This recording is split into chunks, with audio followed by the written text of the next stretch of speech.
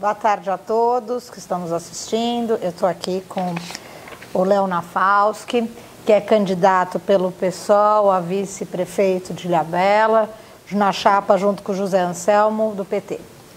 A gente vai bater um papo para ele contar um pouco das propostas de campanha, do que eles imaginam para Ilhabela. Só para dar um breve resumo do Léo Nafalski, ele é professor, nasceu em 13 de abril de 47, natural de São Paulo, formado em psicologia pela PUC, atualmente cursa pedagogia, casado e em suas funções foi professor e conselheiro tutelar. É isso, Léo? É, aproximadamente isso. Aproximadamente isso. Sim. Boa tarde. Boa tarde a todas e a todos. Na verdade, assim, embora eu seja hoje candidato junto com Anselmo, nós somos candidatos pela Frente Popular Ilhabela Sem Medo. Pelas normas da Justiça Eleitoral, nós não somos candidatos pelo PSOL, nem pelo PT, nós somos candidatos pela Frente Popular. Né? Não é exatamente que eu seja candidato pelo PSOL, eu sou realmente... Filiado ao PSOL, mas pela Frente Popular, é uma coligação, a Frente Popular. E também com relação ao que você falou sobre a escolaridade, né? Eu fui professor de psicologia, fui professor de matemática aqui na rede pública, trabalhei por 10 anos na rede pública e estudei psicologia de fato na PUC, tenho a formação como licenciatura completa, porém eu não sou psicólogo, eu sou terapeuta holístico. Então, essa correção que eu estou fazendo e também essa correção sobre a candidatura, que a nossa candidatura ela é pela frente. Nós fizemos pela primeira vez uma unidade, uma união entre os dois partidos para fazer a representação daquilo que realmente são as reivindicações necessárias para Ilhabela. Bacana. Bem, a gente vem, então vamos começar as perguntas. A nossa primeira pergunta é sobre o turismo de Ilhabela. Você acredita que a gente pode melhorar a qualidade do turismo da Ilhabela? Como você combateria o turismo de um dia, que é o turismo que não oferta valor para a economia? É uma ótima pergunta. O turismo, ele, embora seja hoje uma fonte de aportes para a Ilhabela, o turismo ele ainda tem muito a ser desenvolvido, né? No início das paradas dos navios, por exemplo, que agora também com a pandemia houve uma modificação dessas coisas e ainda vai haver modificações, tem muitos navios sendo até desmontados pela falta de demanda. Mas quando começou a parada dos navios, houve bastante reclamações por parte da hotelaria como sendo uma espécie de coisa que iria desfavorecer a hotelaria, embora com o passar do tempo as pessoas que vinham passavam a voltar, então começou a haver uma visibilidade maior. Porém, o que eu vejo, e na verdade a nossa candidatura vê em relação ao turismo, é que o turismo ele precisa primeiro ser vinculado com a população. Quer dizer, a população, principalmente a juventude, ela tem muito a contribuir com o turismo. Na verdade, ela contribui como trabalho na hotelaria. Então, por exemplo, existe todo um esquema de trabalho na hotelaria, nas pousadas, que envolve a população. Mas, em relação, por exemplo, a guias de turismo, em relação à formação com aprendizado de línguas, com profissionalismo no atendimento ao turista, nós precisamos desenvolver muito mais com a presença da juventude, com a presença daqueles que conhecem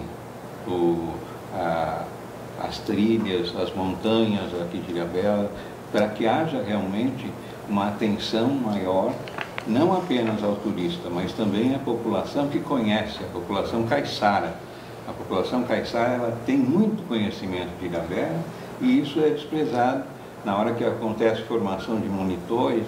Geralmente são monitores que vêm também como férias de turismo. Então acaba não havendo a formação de uma mão de obra continuada que seria necessária e que nós acreditamos que nós podemos não apenas incentivar o turismo favorecendo a população, favorecendo a juventude, mas também nós podemos desenvolver formas diferenciadas de turismo.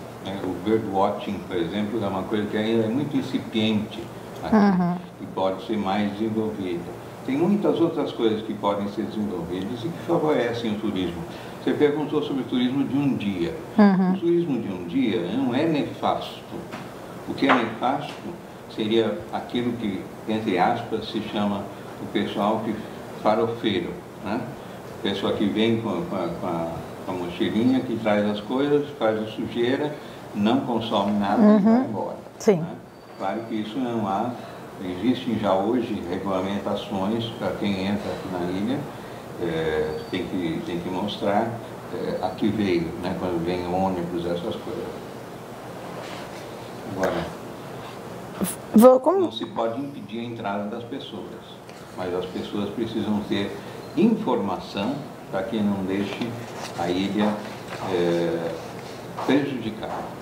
Certo. Como você avalia uma possível limitação de turistas e visitantes? É uma possibilidade viável? Se sim, como você realizaria? Se não, o que você faria para impedir a superlotação do município durante a alta temporada? Essa é uma ótima pergunta também.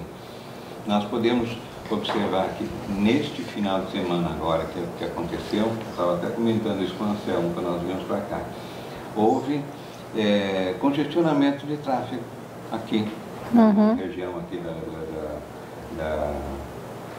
do Yacht Club, na região da Vila. Havia necessidade de ficar esperando, né? Congestionamento mesmo, né? E por que existe esse congestionamento? Porque veio muita gente para cá, né? Provavelmente houve uma abertura maior para que as reservas de hotéis fossem favorecidas e, além disso, existem os veranistas que estão vindo para cá porque aqui é um lugar melhor para ficar em isolamento social do que ficar no apartamento. Sem dúvida. Fechado entre quatro paredes. Sem dúvida. Então, o que nós temos observado? Nós temos observado que existe realmente muita gente vindo para cá. Né? E como que acontece na alta temporada? Existem já vários projetos, né? Alguns com referência ao turismo, outros com referência a obras. Né? Existem várias propostas de aberturas de outros caminhos, que não sejam somente essa... Porque Ilhabela, embora seja grande, é uma cidade, como se costuma dizer, uma cidade de uma rua só. Sim. Porque todo mundo passa pela rua que passa entre a Vila e o Perequê, certo, e a Balsa. Então, existem projetos que já foram apresentados várias vezes, de abertura de outras vias, né? Como a via panorâmica aqui em cima e tal. Mas, na verdade, o principal que você me pergunta, limitação, né? É uma questão que envolve bom senso. Para haver limitação, nós precisamos primeiro entender quem limitar. Normalmente, quando se fala em limitação, se fala em limitar o turista pobre, né? Mas, na verdade, quem causa as maiores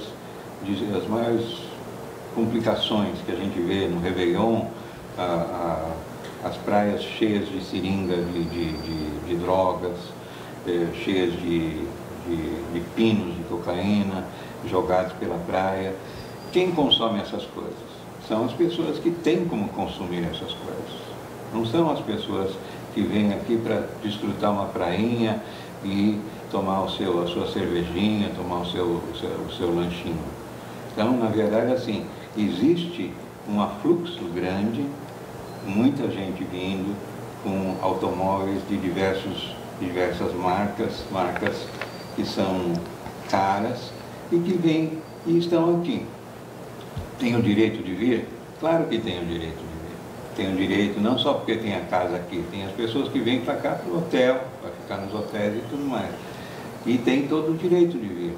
Não há necessidade de a gente controlar isso dessa maneira impeditiva, mas precisamos ter uma clareza de fiscalização das coisas. Nós temos que ter clareza de como lidar com as quebras enormes que muitas vezes acontecem de respeito à lei, de respeito aos direitos, de respeito humano mesmo. Né? As pessoas muitas vezes se embriagam, acham que aqui pode fazer qualquer coisa, andam sem cinto de segurança nos automóveis, andam embriagados, andam com drogas. Quer dizer, você mencionou que eu fiz parte do Conselho Tutelar, né? Sim. Mas antes de fazer parte do Conselho Tutelar, eu trabalhei bastante tempo no Conselho sobre Drogas, né? Conselho Municipal sobre Drogas, na época, quando foi formado o Conselho, né? Consórcio. E eu, na época, eu trabalhava com recuperação de dependências e também de famílias que são codependentes. E o que eu percebo, né? Existe problemas sérios de pessoas frágeis, juventude fragilizada, mas não só a juventude, né? Isso não é bem a pergunta que você me fez, mas, por exemplo, existe um problema grave de saúde aqui na Ilhabela, que é o problema do alcoolismo. Existe um problema grande de alcoolismo. E o álcool, embora as pessoas considerem uma droga menos perniciosa, é uma droga que é realmente extremamente perniciosa. Ela está na origem de muitos crimes, está na origem de muitos problemas graves. Isso e as redes sociais indiscriminadamente usadas, elas estão hoje causando problemas graves de saúde, né? Não só de a pessoa ficar viciada em estar sempre o tempo todo na rede, mas também de a pessoa estar viciada em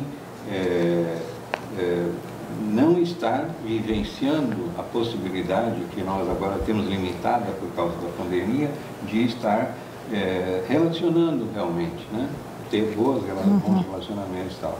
E o que acontece? As drogas, boa parte dessa questão das adicções geram problemas, a juventude se cortando, fazendo flagelação, suicídios aumentados, problemas de família, né? De violência familiar, violência contra a mulher.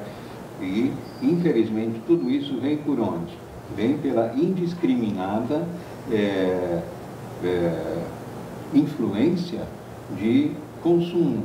Porque se a pessoa que vem de lá de fora pode consumir qualquer coisa na praia ou em algum lugar, por que eu que moro aqui, eu que estou dizendo, Sim, a juventude, né? Ou a juventude é uma pessoa mais idosa.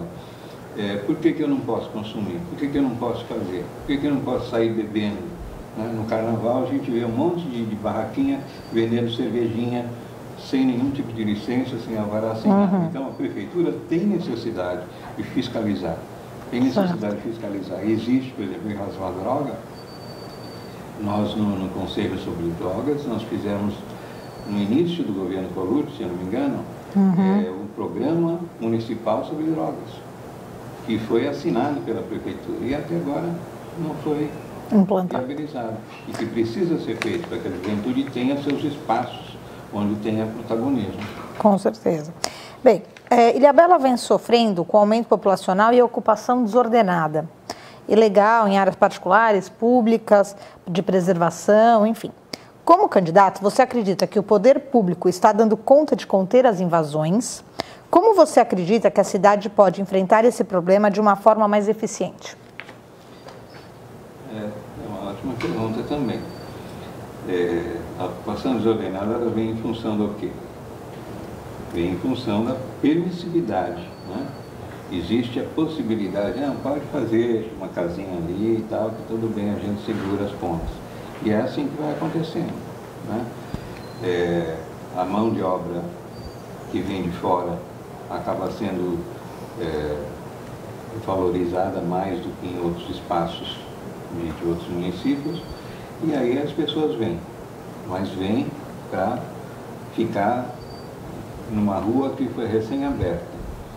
O interesse de quem está trazendo essa pessoa, infelizmente, vamos falar a verdade, boa parte dessas pessoas vem para votar. Elas vêm aqui para ter uma função de eleitor. Então é para formar a base eleitoral. Pois é. Então aqui nós temos, infelizmente, essa coisa de pessoas que pode ficar lá naquele terreninho lá, porque aquele terreninho lá eu seguro as pontas. E você vai votar em mim. Muita gente vem para cá por isso, muita gente vem porque Ilhabela tem hoje uma infraestrutura muito boa de educação, de escolas, de UBS, de hospital, que muitos municípios não têm. Então a pessoa vem para cá. Há muita necessidade de melhoria, de qualidade, tanto no ensino quanto na saúde. Mas nós temos um diferencial em relação a outras cidades, porque existem recursos esses que foram provenientes, inclusive, de ações que foram feitas pela esquerda no Brasil. Universal e outras coisas semelhantes. E só para concluir, qual é o plano para controlar essas invasões? Qual é o plano? Para controlar essas invasões irregulares. Qual é a proposta de vocês? Para a contenção disso? Exatamente. Já existe hoje um levantamento, já existe vamos dizer assim, uma observação daquelas regiões que são, que já foram, né, ocupadas indevidamente. Agora, a forma de trabalhar com isso nós vamos ter que fazer conforme a nossa política. A nossa política é uma política de trabalhar com conselhos, conselhos populares. Nós vamos ter que realmente ouvir a população. Vamos ter que ouvir a população, ver como essa população está, como essa população está sendo tratada e como essa população pode contribuir. E essa população é que pode criar possibilidades para que a gente possa fazer assentamentos corretos. Porque existe muita discussão a respeito disso, mas na prática existe o levantamento das moradias, mas na prática o que existe? O que é a pessoa que está morando lá, a pessoa que trabalha aqui, que tem a sua família aqui, que tem as suas crianças nas escolas, que tem o seu atendimento médico e não tem, muitas vezes, a possibilidade de ser ouvida. Então, todas as decisões que nós vamos estar tomando em relação a programas, nós temos sim um programa de governo, mas esse programa de governo, ele vai ser costumeiramente avaliado, reavaliado através de democracia direta, através de conselhos populares, através de consultas e através de participação da população. Tá certo. Léo, obrigada por estar aqui com a gente. Agora nós vamos conversar com o Anselmo, candidato a prefeito, e a gente estava ouvindo aqui o Léo Nafalski, que é o vice. Muito obrigada, viu? Muito obrigada. Vamos à luta. Com certeza. Muito obrigada.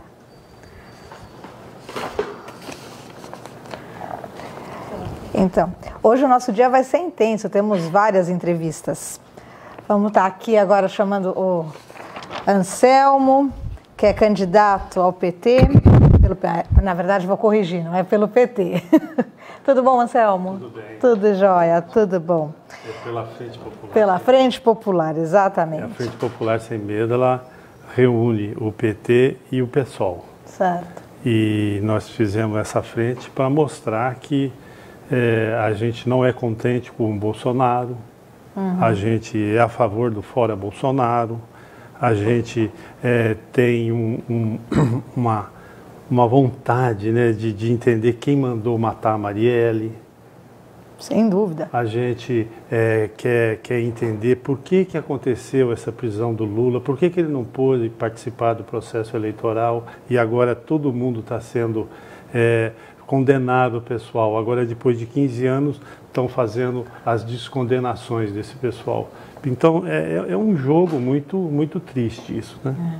Esses meandros da política aqui, né? A gente nunca entende direito o que acontece. Então, é mais ou menos uma coisa se a gente não tira no voto, vamos tirar no tapetão, né?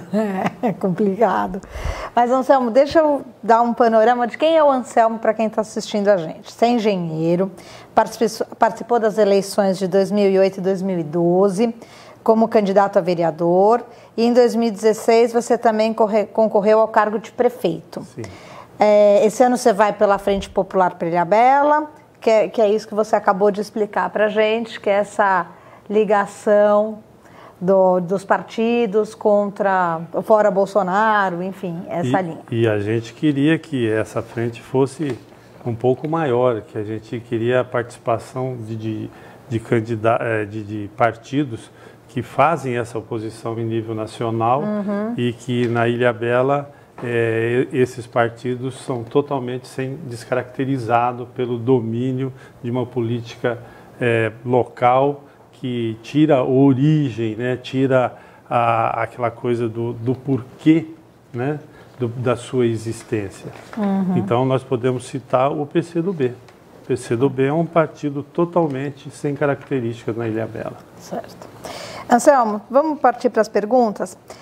Vamos começar pelo seguinte. Segundo o portal do Tribunal de Contas do Estado de São Paulo, em 2019, a cidade de Ilhabela arrecadou R$ 1.909.649.649,91.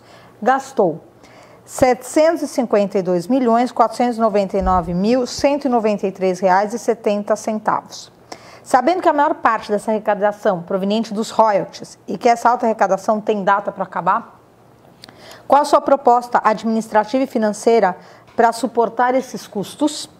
Pensando nos gastos fixos da municipalidade, é possível manter a folha de pagamento dos funcionários públicos? Bom, a folha de pagamento dos funcionários públicos, ela obrigatoriamente tem que ser mantida. Isso daí é ponto pacífico. Inclusive, nós temos que fazer com que o funcionário público seja bem preparado, que ele atenda bem nas questões em que são consultados, nas questões de gerenciamento das etapas do município. Isso não é política, não, é o funcionário público. E essa arrecadação, ela se deve muito aos sortes, que é uma coisa dos governos de esquerda. Então, hoje, Ilhabela conseguiu ter um dinheiro que foi direcionado em cima de uma política da geração, né, do recurso do petróleo, e é um dinheiro que chegou na mão de pessoas despreparadas. Pessoas que acham que o dinheiro está aí, ele tem que ser gasto a qualquer custo. Então, se começou a fazer atividades que na hora que esses recursos se minguarem, não vamos ter condição de mantê-los. Então, e ainda sobra dinheiro nesses absurdos de desapropriações que estão sendo feitas, sem função. Então, nós tivemos a sorte de ter um dinheiro e, ao mesmo tempo, o azar de ter mal administradores para esse dinheiro. Com a questão dos incêndios que aconteceram recentemente na Ilhabela, como você resolveria esse problema? Você tem algum conhecimento de tecnologia que pudesse ser empregada no combate?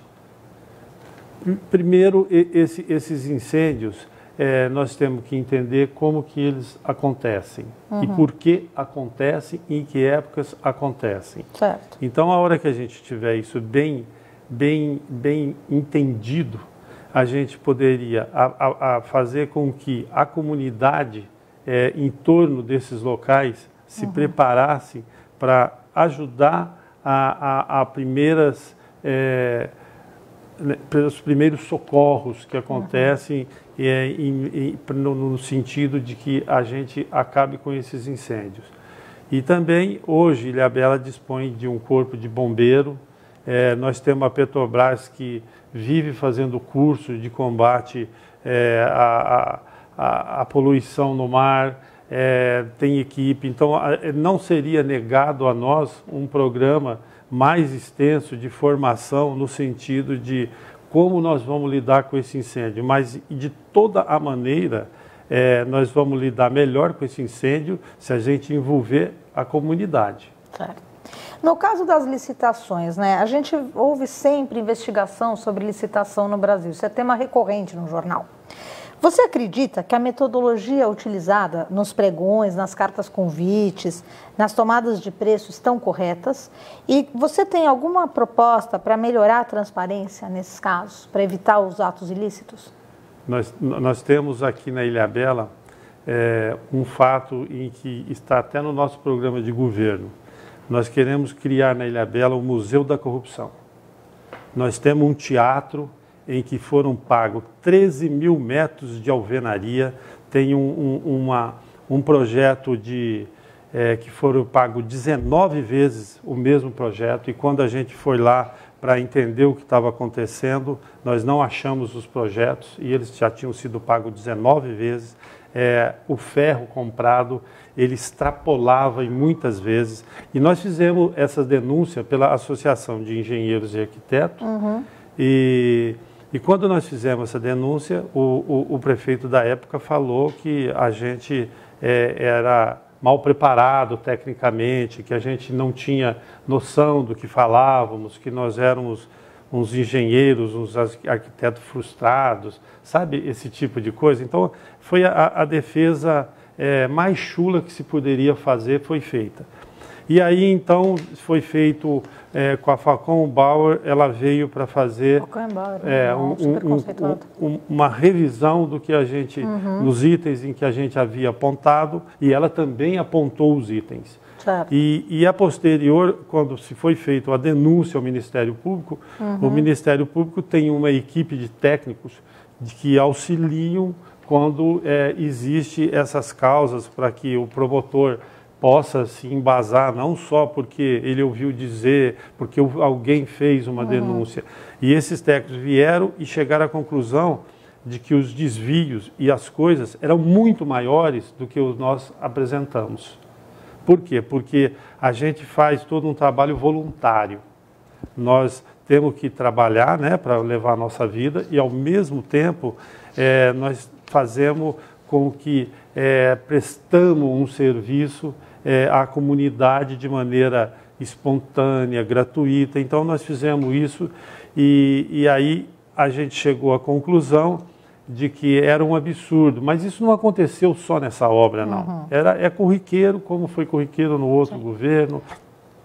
E a hora que a gente falar de um museu de corrupção, eu tenho que explicar um pouco, porque senão fica muito gozado. O museu é para a gente controlar essa transparência? O museu é uma coisa seguinte: hoje todo mundo teve um candidato que sentou aqui e falou que o outro é corrupto, o outro vem aqui, senta e fala que o outro é corrupto. Todos eles tiveram lá e fizeram a mesma coisa. Então, não adianta, parece que querem polarizar quem vai conseguir ser mais corrupto do que o outro. Então, vamos fazer com que a eleição fique definida entre um corrupto e outro.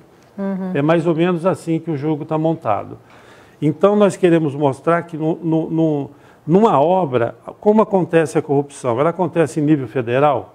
Então, nós vamos mostrar como ela aconteceu em nível federal. Ela aconteceu em nível estadual?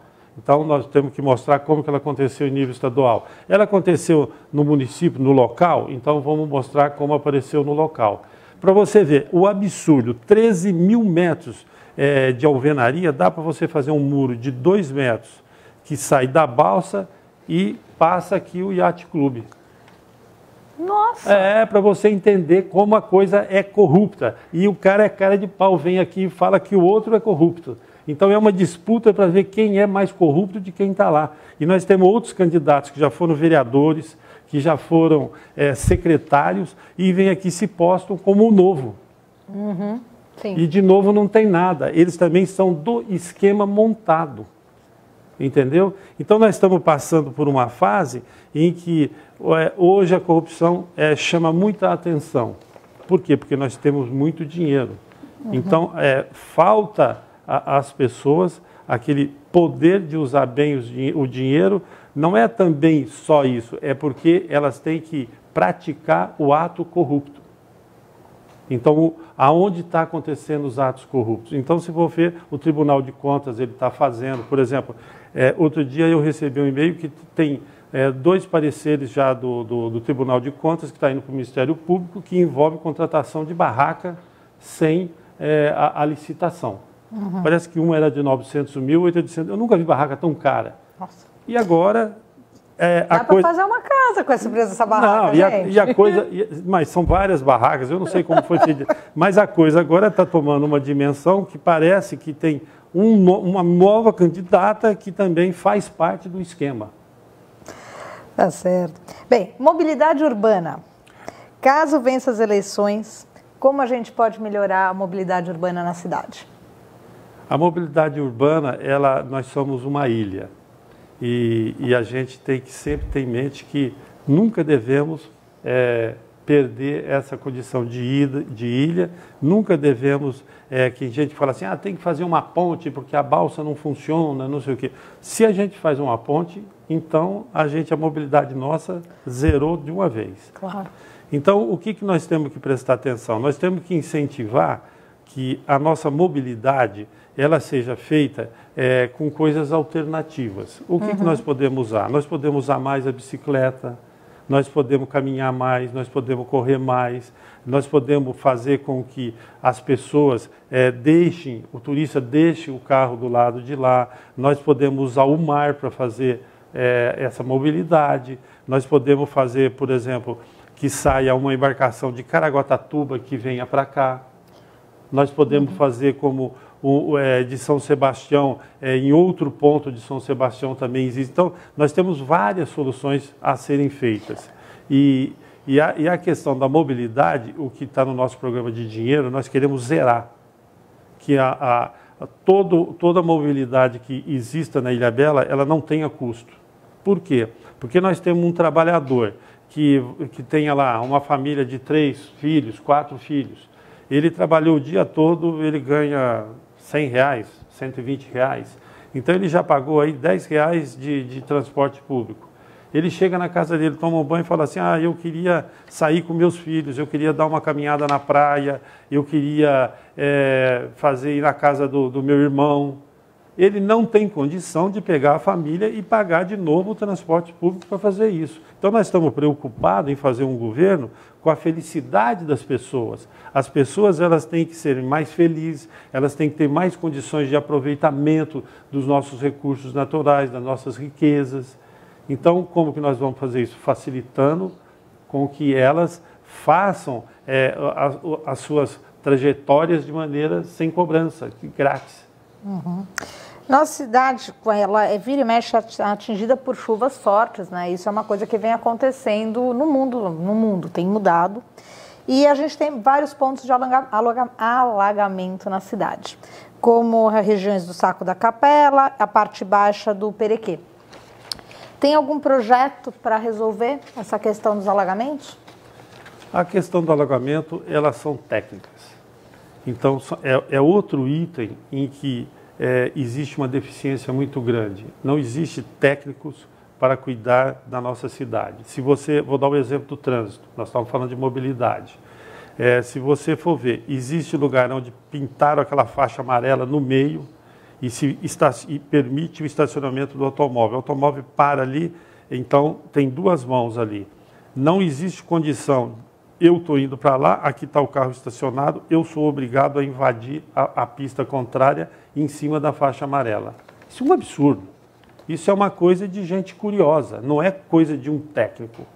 Então, nós temos que pôr técnico para cuidar do nosso trânsito, nós temos que pôr técnico para cuidar aonde está havendo essa questão de que a água toma conta de nossas ruas, certo?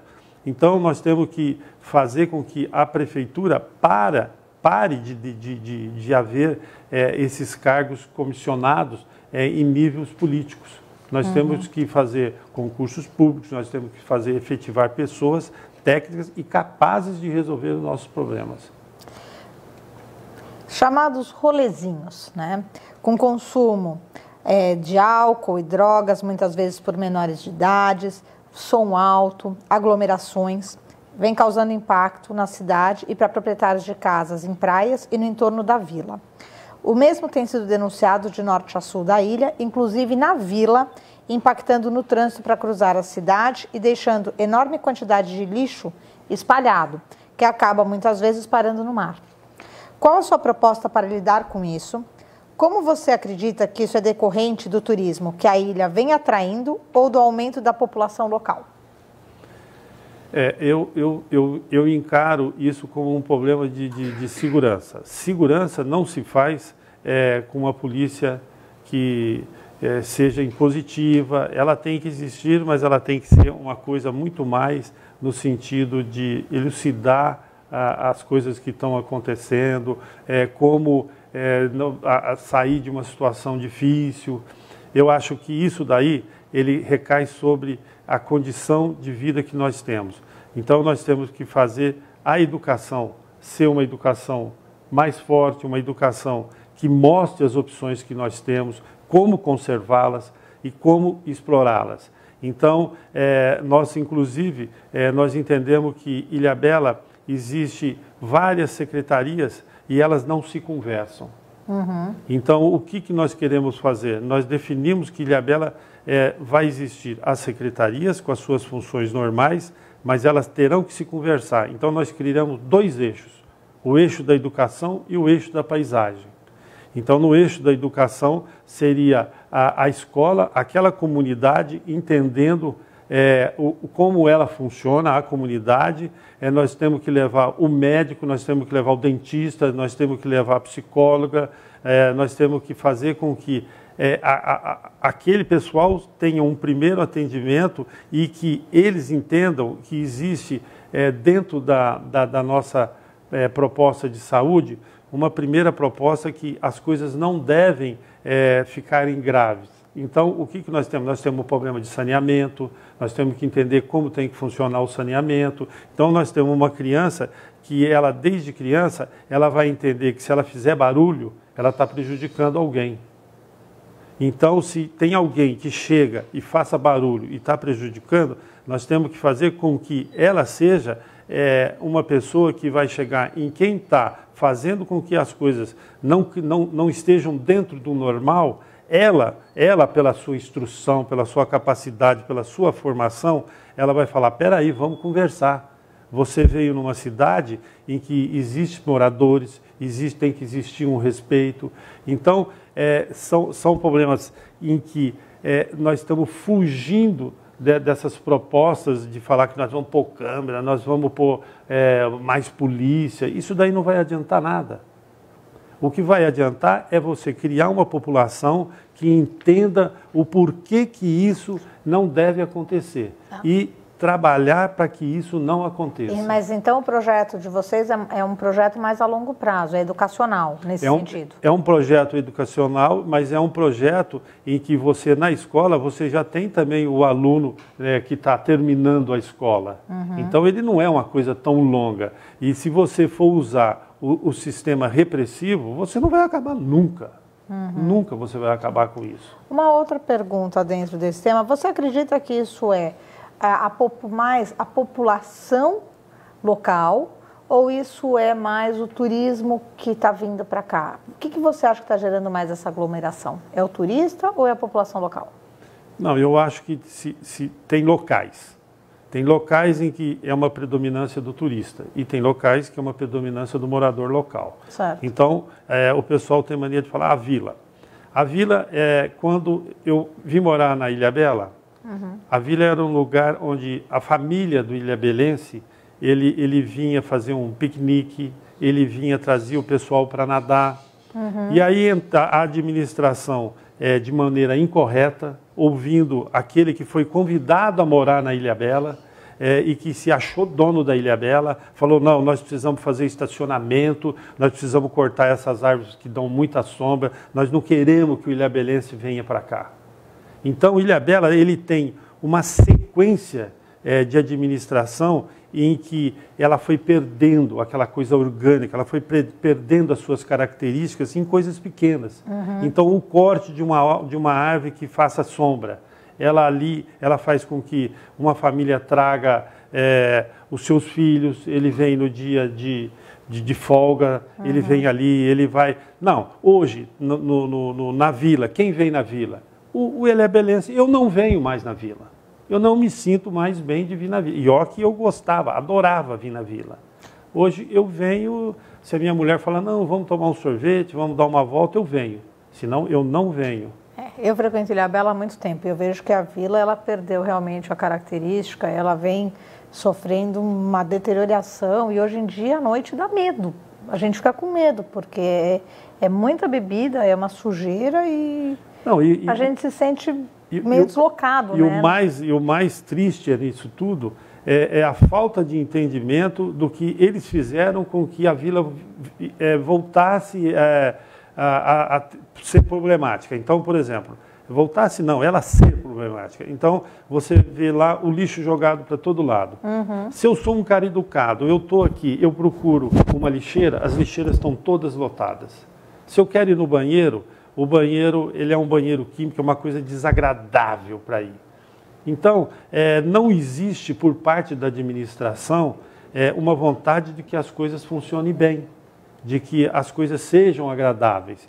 Então, a hora que eu te digo, depende do local, depende. Se você, por exemplo, for lá no campo do Galera e lá estiver acontecendo também uma coisa dessa, as características são diferentes. Sim. Não estou dizendo que a do Galera é mais interessante ou menos desinteressante. Eu estou dizendo que é uma coisa do jovem. Então, nós temos que entender o jovem, o que ele está procurando e por que ele está procurando isso. Não penalizá-lo, ele já não tem o que fazer. Eu acho que é muito importante buscar o que essa juventude fazer. Primeiro, conversar com esse jovem, dizer, mas por que está acontecendo isso? Vamos falar um pouco de plano diretor.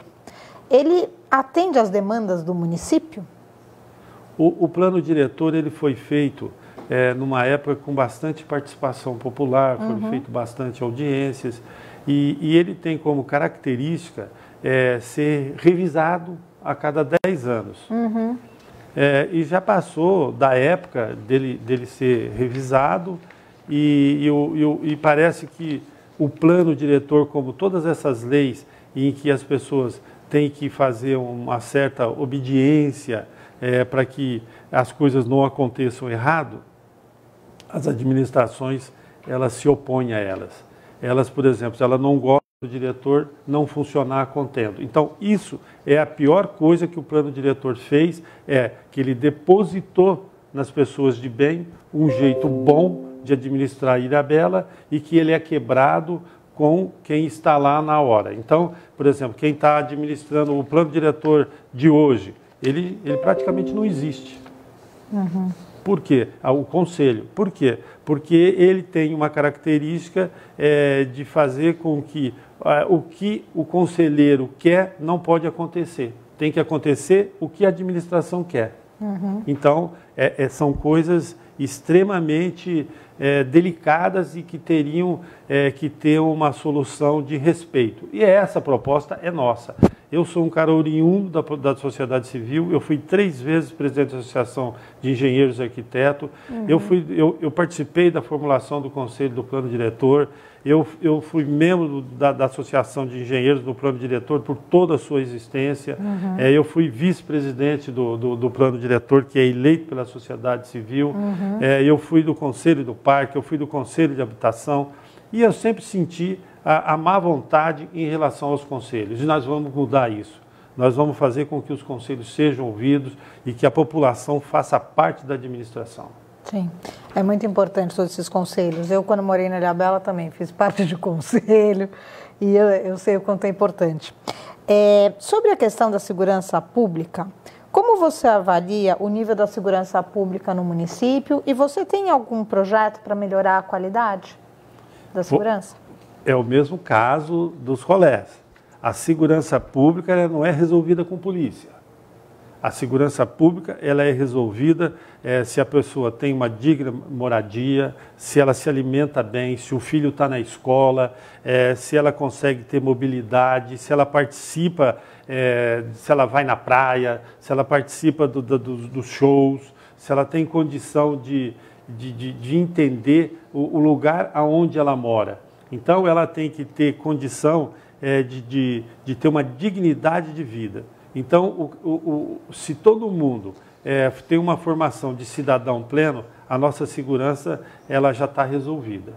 Porque uma pessoa que foi educada, uma pessoa que come bem, uma pessoa que mora bem, uma pessoa que consegue se divertir, que consegue ser feliz, ela não é mau caráter. Então, essa coisa de achar que nós temos de novo pocana, chamar a polícia, não resolve. Isso daí cria uma coisa assim, de novo vai cair em cima do mais pobre. O mais pobre que vai ser penalizado. O rico ele tem condição de ter advogado, ele tem condição de chegar lá e tirar toda aquela coisa errada que foi feita, com o filho fez, ele vai lá, o advogado dele tem condição, ele tira. Aí o pobre não tem dinheiro nem para comer. Uhum. O que vai acontecer? Você vai lá na cadeia, só tem pobre. E pobre e negro. A maioria é negro. É outra coisa que nós temos que ter respeito. Nós temos que entender que o negro ele faz parte da nossa formação. Uhum. Ele ajudou nós a sermos o que somos hoje. Ele ajudou São Paulo a ser o que é. Ele ajudou a construção de Brasília. Ele ajudou a desenvolver a agricultura, a pecuária. Ele ajudou a fazer nossas estradas. Ele tem que usufruir. Ele não tem essa coisa de achar que ele é um cidadão menor. Ele é igual a qualquer um. Qualquer pessoa. Qualquer pessoa. Então, é uma coisa também que nós vamos tratar com muito carinho, é o respeito às pessoas, quer pela cor, quer pelo poder econômico, quer pela escolha de ser gay, LGBT. Não, isso não faz a gente diferenciar um cidadão do outro. Sem dúvida. O cidadão ele tem que ser um cidadão respeitado e com seus direitos.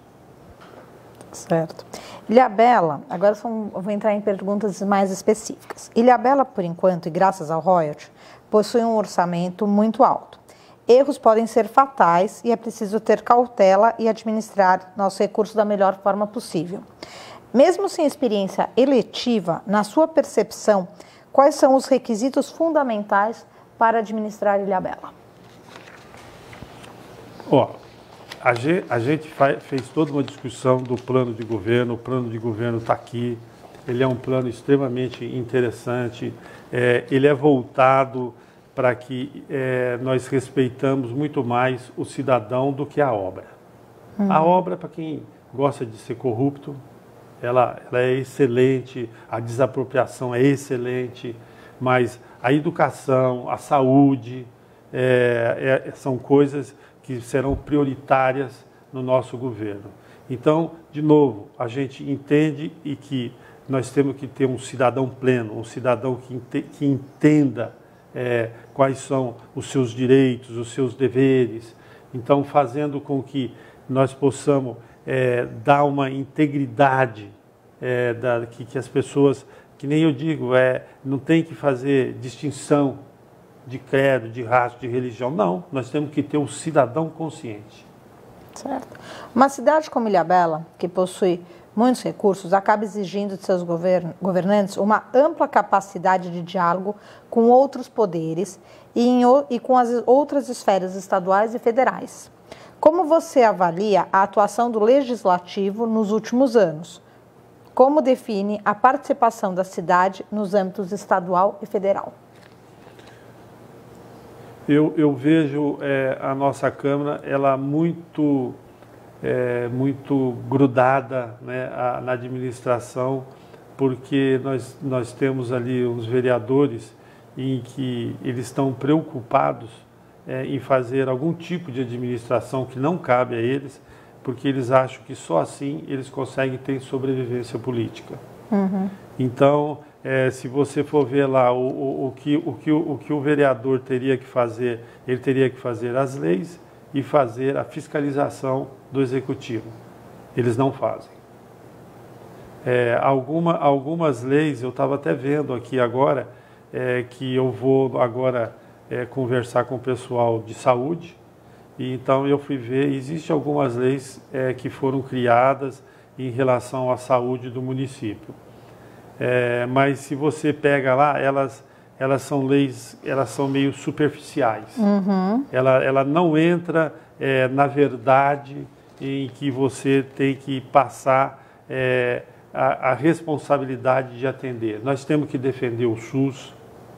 O SUS é uma coisa que, se não fosse o SUS nessa epidemia, você imagina, mesmo com o SUS, olha o que aconteceu com o povo brasileiro. Você imagina se não houvesse o SUS.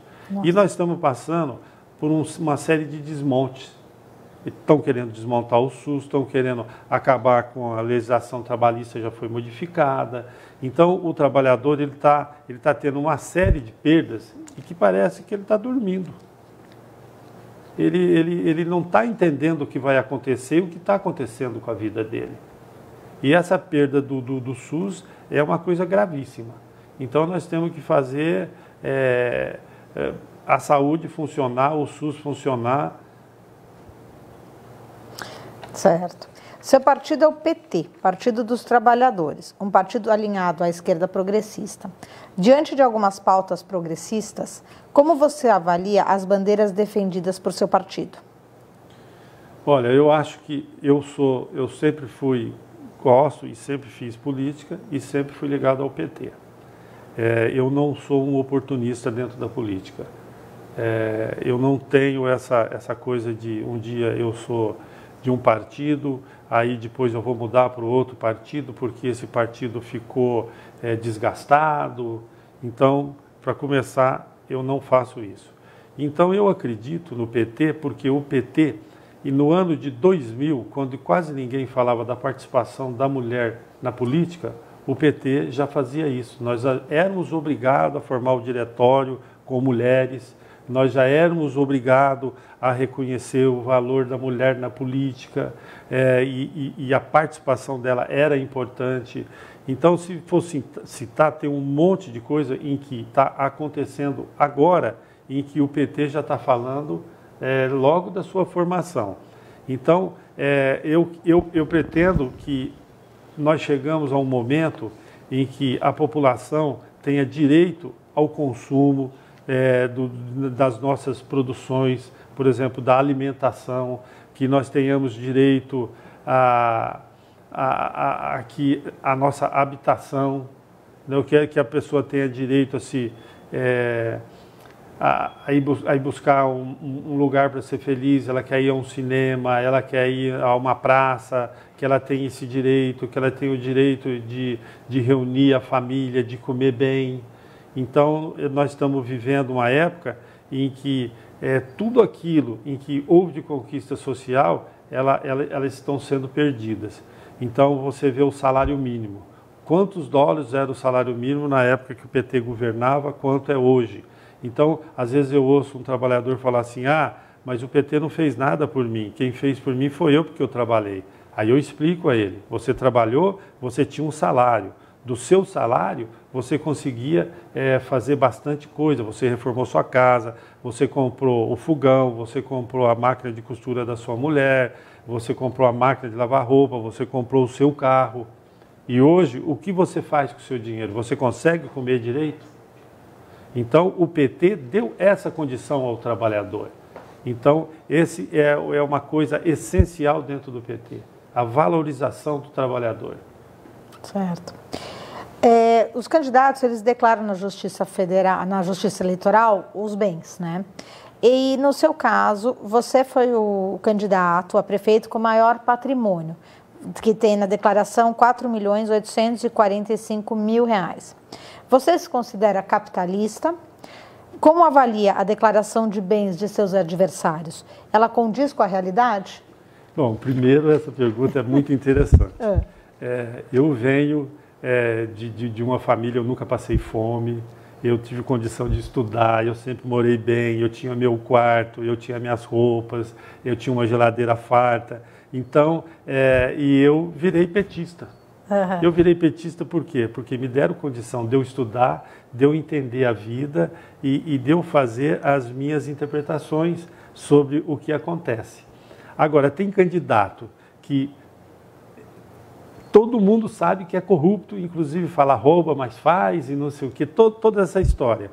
E ele tem a cara de pau de ter menos coisa do que eu. É uma barbaridade, é uma coisa maluca. Você até podia selecionar o seu candidato pela honestidade em que ele tem de falar dele mesmo. Porque é horroroso você ver as pessoas falando deles mesmos. Eles se depreciam. Eles acham que você ter as coisas é você... Não, eu não posso falar que eu tenho porque é proibido. Esse modo de eu ter as coisas não é justo. Eu tenho as minhas coisas trabalhando. Eu sempre fui um trabalhador. Eu tenho condição de executar um trabalho e, ao mesmo tempo, fazer com que eu fiz algum acúmulo de riquezas. Isso não quer dizer que eu seja um capitalista, não. Para ser capitalista está muito longe. Sobre os projetos do Executivo Municipal que estão em andamento ou em fase de aprovação, como você avalia a importância deles? Dos projetos? Dos projetos municipais que estão em andamento ou em fase de aprovação na cidade. Como você avalia a importância deles? Quais você manteria e quais seriam os primeiros a serem engavetados?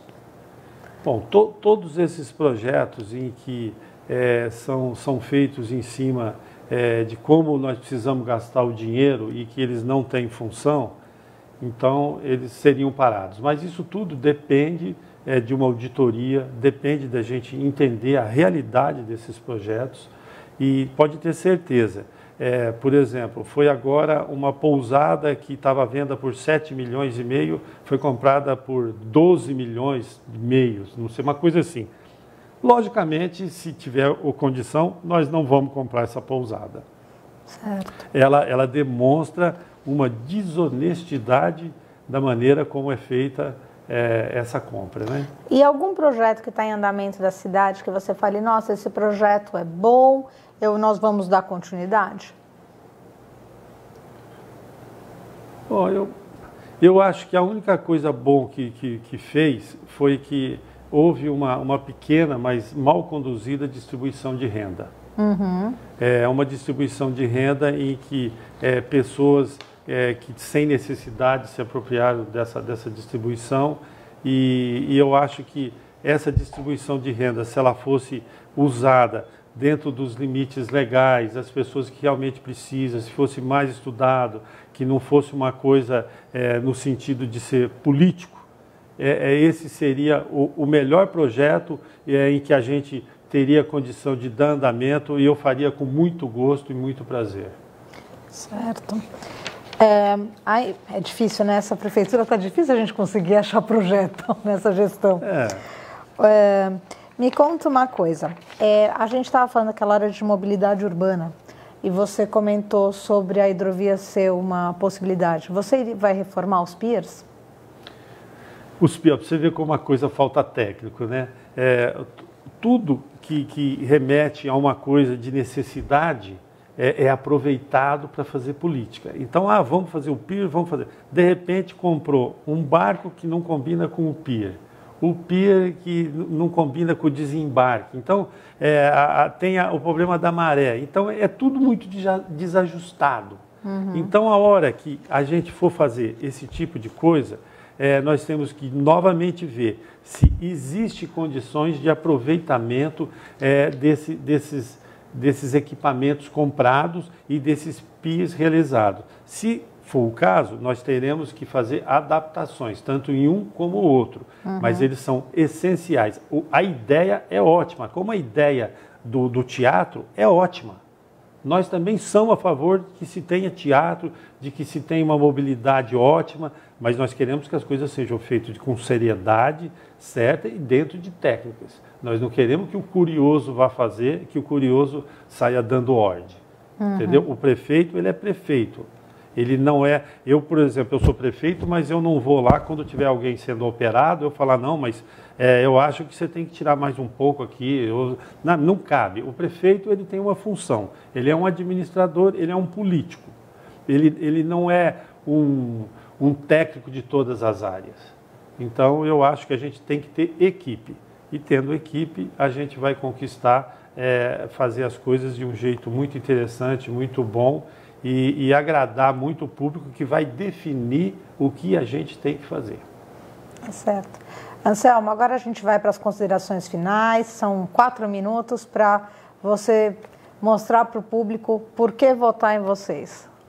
Tá bom. A primeira coisa que eu tentei falar, mas é uma coisa que ela vai desenvolvendo e a gente acaba perdendo, é falar sobre essa coisa de que a prefeitura ela tem que se conversar dentro dela. Então, a Secretaria de Educação tem que conversar com a Secretaria de Saúde, que tem que conversar com a Secretaria de Obras. Nós temos que fazer, então, que as coisas aconteçam de uma maneira onde todo mundo entenda o que está fazendo e por que está fazendo.